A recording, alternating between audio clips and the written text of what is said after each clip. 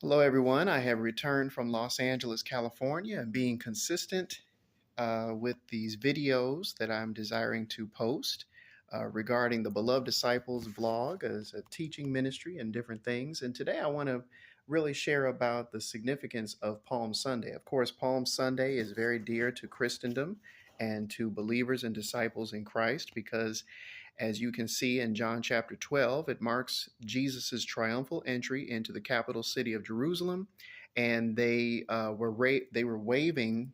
The people there gathered there were waving palm fronds, which are the leaves of palm trees. In certain cities that you can be aware of palm trees, such as Los Angeles and of course South Florida and even areas of Georgia, Savannah and South Georgia.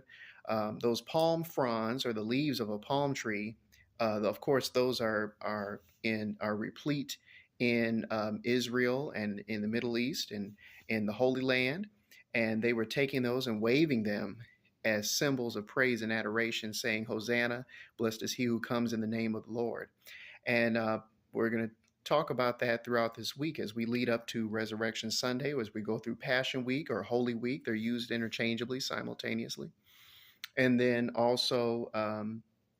Very dear to me because Palm Sunday was the day that I preached my first sermon at the age of 15 on Palm Sunday of 2003. So I was 15 years old. I was a sophomore at Tri Cities High School in East Point, Georgia, South Metro Atlanta.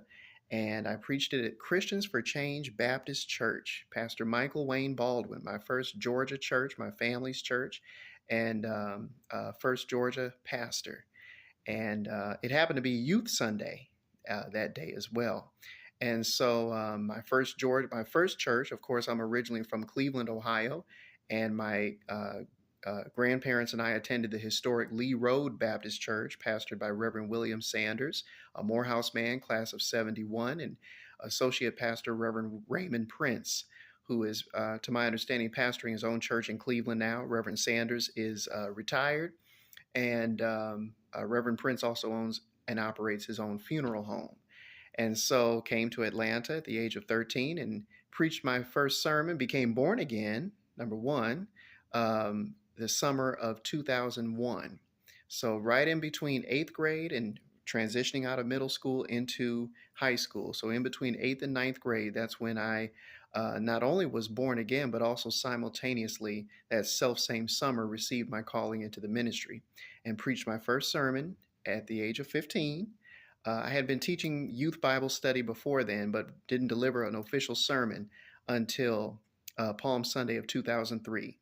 And so you can catch more of that information in part two of this video about the importance and the significance of Palm